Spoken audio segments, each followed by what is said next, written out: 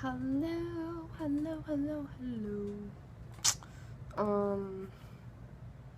It's like 11 o'clock and obviously Allison's sleeping and I'm going to make a video. What else do you do on a Friday night at 11 o'clock in the evening? You drink Starbucks and make YouTube videos, that's what you do.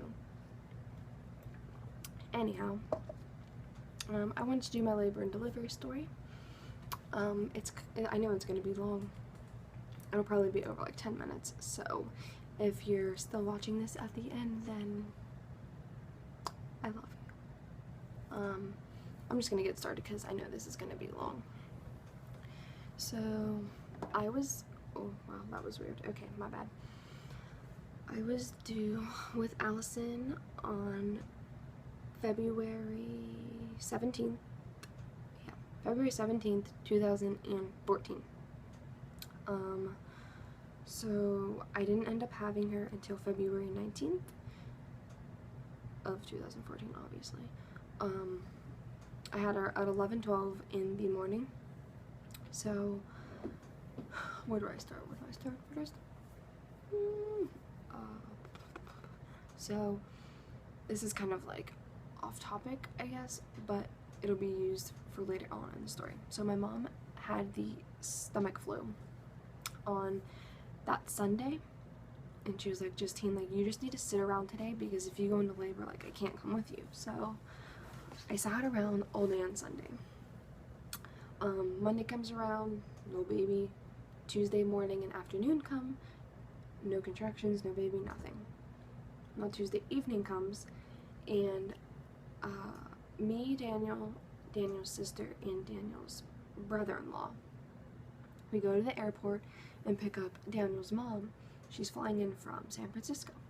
So it was like 5:36, somewhere around there in the evening. And I remember her telling me, like, the whole time, like, before she came, like, don't go into labor, like, I want to be there for Daniel and you whenever you have her, so, like, try not to come. And I was like, well, I can't, like, talk to her, I can't tell the baby, like, okay, stay in there until grandma comes. But so I just kind of sat around until then, which I ended up when we were at the airport, I was having contractions. So I go to Daniel's sister's house for probably like an hour and a half after we get back from getting her from the airport. And I go home and I use the restroom and I noticed that I was bleeding. And I was like, Mom, I'm gonna call the nurse, like the doctor or whatever that's on call, because I don't know if this is normal, because she said that it hadn't happened with me or with my brother when she was pregnant with either one of us. So I call them, talk to the nurse. She's like, well, like, give me your phone number, tell me what's happening, blah blah blah, and I'll have the doctor call you. So I gave it like 5 minutes. The doctor called me, and you know, I explained to her what's going on, and she was like, she was really rude to me. She was like, you don't need to come in unless your water breaks or your contractions are 2.5 to 3 minutes apart. I'm like, I want to slap you in the face. First of all, I'm 17. I don't know, like, if that's normal or not. I didn't go to school for this shit, so don't be fucking rude to me. So, I waited out, and then I wake up at like 1:30 in the morning with contractions, obviously. I thought I had poop. I thought I was constipated. I go in, talk to my mom. She's like, when they get closer together, then come and get me, and we'll go downstairs together, and we'll time them. And I'm like, okay, so I'm in my bed for probably like 20 minutes timing them, and they went from being 12 minutes apart to 9 minutes apart. So I go in, get my mom, we go downstairs, bounce on my exercise ball, sitting in our rocking chair, just waiting to see if anything happens, to see if it stops, gets closer, like, just waiting. And it ends up getting closer. At this time, it's probably like 3:34 in the morning, and they're 5 minutes apart now. So I call Daniel and I'm like, hey, like, I'm having contractions again, because he knew I had been that evening before whenever we were waiting at the airport. And I was like, just like, try not to fall back into a deep sleep, because I might be calling you again to tell you that we're going to the hospital. So just doing my own thing for a little bit, and then they finally get to 3.5 minutes apart, and I'm like, I need to go take a shower right now, like, get ready, get last minute things together, because we need to go to the hospital. So I have my mom call Daniel, and she's like, we'll come get you, and then we'll go to the hospital together. There's a bug in here. And so I get out of the shower, get dressed, we go pick Daniel up, get to the hospital, and it's 5:30 in the morning, 6 maybe, I don't really remember. And I'm only 3 centimeters dilated. So they tell me to walk the halls for a little bit to see if I dilate anymore. So this was a big hallway. It was like really long. I walked like halfway down it and then back. I couldn't do it. So then they give me a room, and I put headphones in, and I'm like trying to dance. I can move around a little bit to see if anything will happen, if I'll dilate anymore. So then I lay down, and I'm like, I can't keep standing up, like this hurts too bad. So I sit down, I'm laying in the bed, and the nurse comes in around like 7 in the morning, and she checks me again, and I'm 7 centimeters dilated already. So from 5 in the morning until 7 in the morning, I went from being 3 centimeters dilated to 7 centimeters dilated. So it progressed very fast. So I told them that I did want an epidural, which I highly recommend not getting because it really sucked. I still, to this day, I mean, she'll be 2 in February. I still have really bad back pains, and I don't know if that's from pregnancy messing up my back, if it's just a coincidence, or if it's because of this epidural, but it hurts so bad all the time, like it does right now. My dog is standing right outside waiting for me to go get him. But so I get my epidural, and my mom goes downstairs to the cafeteria because, like I said in the beginning of this video, she had the stomach flu. So I'm sure you guys know that when you have the stomach flu, you don't eat for a while after, because you have no appetite. So she was hungry. She was like, I need to get some food in me right now. So she goes down to the cafeteria, eats. She comes back up, and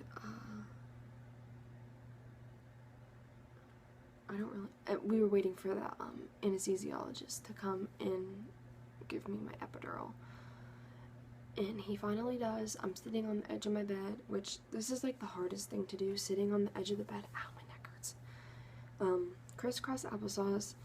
I have a pillow. I'm hugging a pillow in between contractions, trying to stay still so he can get this correctly in my back.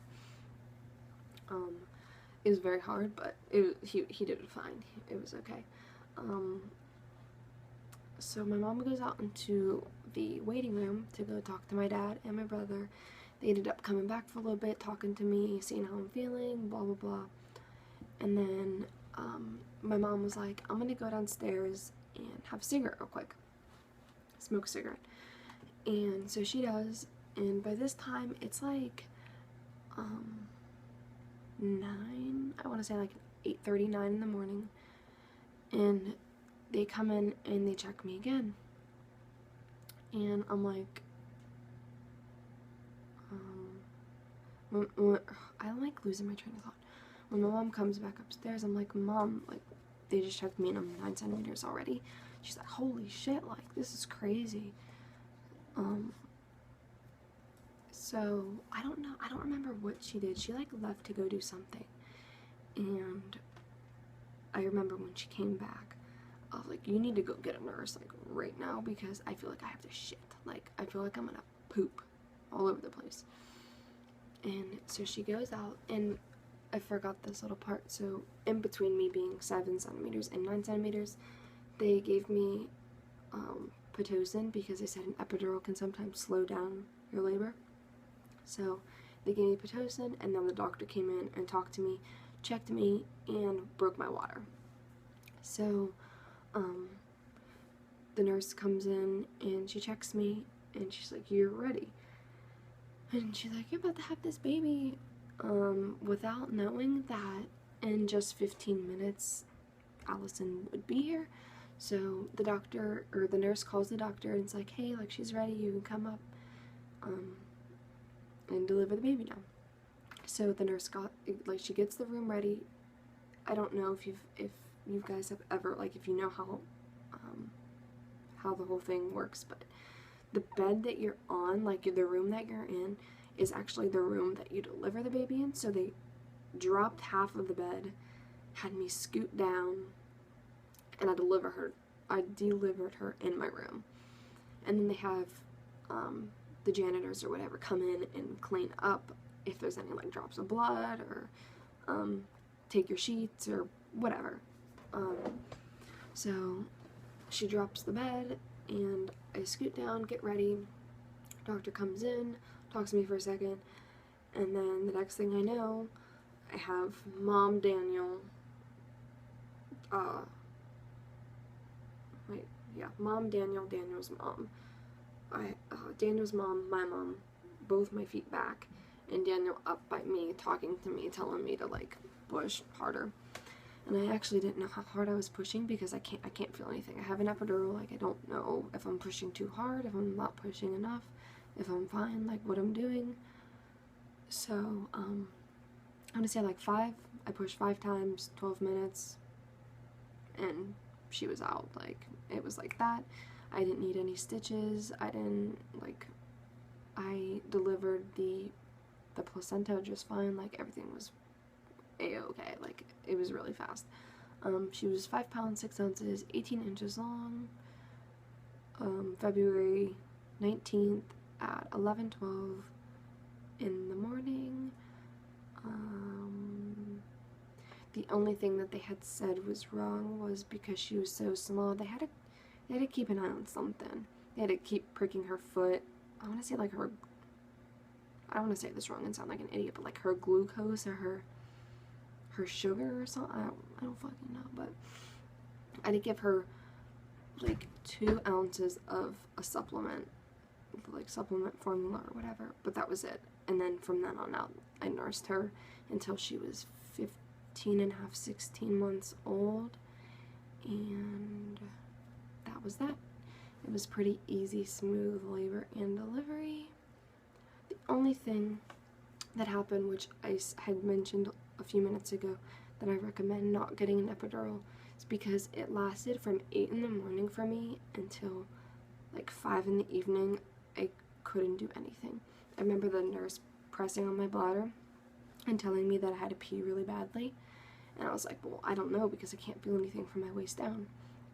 So she's like, well, why don't you try walking to the bathroom? And I'm like, homegirl, like, my legs feel like fucking noodles. Like, I ain't walking anywhere by myself. So she's pushing my IV, and Daniel's holding on to me. And I took, like, 7 steps. I walk into the bathroom, and then I collapsed. And she, like, has to hurry up and, like, let go of the IV thing and help Daniel, like, lift me up because I couldn't feel my legs. And then Daniel had to stand there with me and, like, make sure I didn't fall off the toilet while I was trying to pee. But, I mean, I was fine after it wore off. I was fine. Then we got lots of visitors. We were in there Wednesday all day, Thursday all day, and then we got discharged Friday morning by, like, 10, I want to say, 10, 11, I don't know. But, yeah, it was easy peasy. No complications, no, I didn't have to get a C-section, I didn't get stitches, I was fine, but, yeah. I need to let my dog inside now, but I hope you guys, and this keeps wobbling, sorry, you guys are stacked on an Algebra 2 book, a short fiction storybook, and Mrs. Fields' cookie Christmas box thing. Yep, well, I'm gonna go. Hope you enjoyed this. Thumbs it up. I have to burp. Okay, I passed. Yeah, thumbs up, comment, subscribe, whatever your little heart desires. I've been uploading more frequently.